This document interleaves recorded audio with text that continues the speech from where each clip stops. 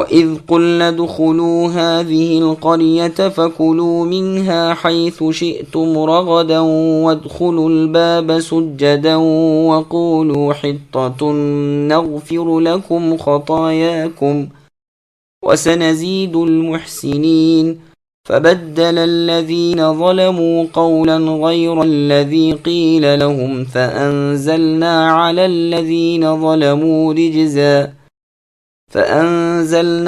الَّذِينَ ظَلَمُوا رِجْزًا مِّنَ السَّمَاءِ بِمَا كَانُوا يَفْسُقُونَ۔ اور جب ہم نے اے بنی اسرائیل تم سے کہا کہ اس بستی میں جاؤ اور جو کچھ جہاں کہیں سے چاہو با فراغت کھاؤ پیو اور دروازے میں سے سجدہ کرتے ہوئے گزرو اور زبان سے حطتن کہو، ہم تمہاری خطائیں معاف فرما دیں گے اور بھلے لوگوں کو اور زیادہ دیں گے۔ پھر ان ظالموں نے اس بات کو جو ان سے کہی گئی تھی بدل ڈالا۔ ہم نے بھی ان ظالموں پر ان کے فسق و نافرمانی کی وجہ سے آسمانی عذاب نازل کیا۔ سامعین، اب ان آیتوں کی تفسیر سماعت کیجیے۔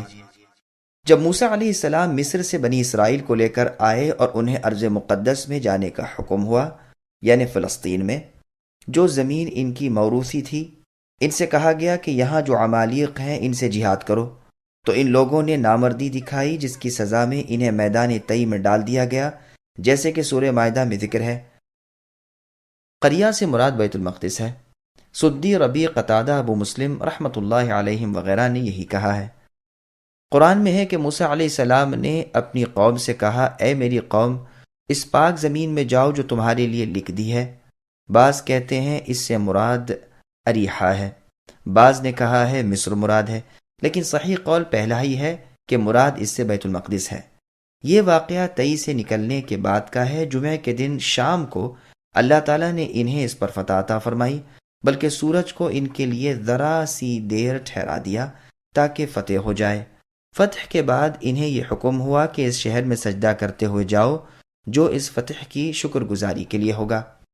ابن عباس رضی اللہ عنہما نے سجدے سے مراد رکوع لیا ہے۔ راوی کہتے ہیں کہ سجدے سے مراد یہاں پر خشوع و خضوع ہے، کیونکہ حقیقت پر اسے محمول کرنا ناممکن ہے۔ ابن عباس رضی اللہ عنہما کہتے ہیں یہ دروازہ قبلے کی جانب تھا، اس کا نام باب الحطہ تھا۔ رازی نے یہ بھی کہا ہے کہ دروازے سے مراد جہت قبلہ ہے۔ بجائے سجدے کے اس قوم نے اپنی رانوں پر کھسکنا شروع کیا، کروٹ کے بل داخل ہونے لگے، سروں کو جھکانے کی بجائے اور اونچا کر لیا۔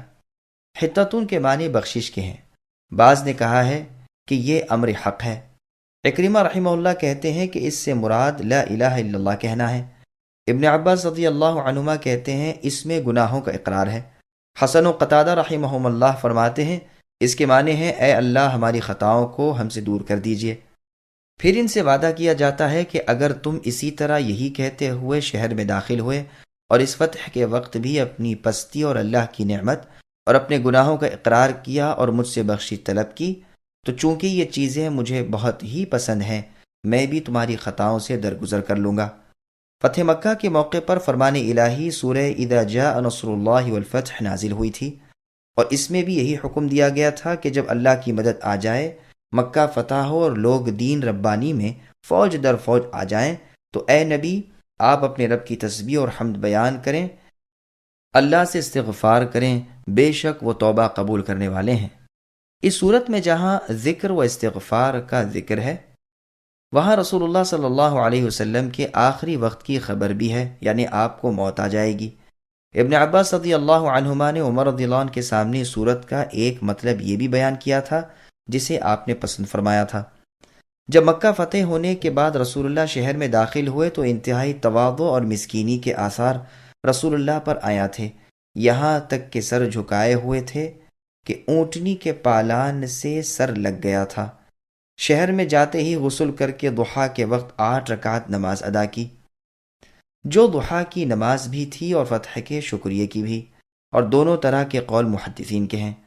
سعد بن ابی وقاص رضی اللہ عنہ نے جب ملک ایران فتح کیا اور کسریٰ کے شاہی محلات میں پہنچے تو اسی سنت کے مطابق 8 رکعت پڑھیں۔ 2 رکعت ایک سلام سے پڑھنے کا بعض کا مذہب ہے، اور بعض نے یہ بھی کہا ہے کہ 8 ایک ساتھ ایک ہی سلام سے پڑھیں، واللہ اعلم۔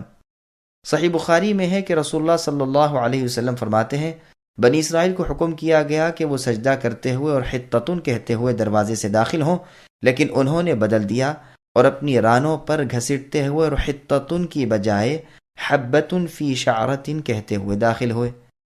نسائی، عبدالرزاق، ابو داود، مسلم اور ترمذی میں بھی یہ حدیث و اختلاف الفاظ موجود ہے اور سندن صحیح ہے۔ برا بن عازب رضی اللہ عنہ فرماتے ہیں سیقول السفہاء میں سفہاء یعنی بے وقوفوں سے مراد یہود ہیں جنہوں نے اللہ تعالیٰ کی بات کو بدل دیا تھا۔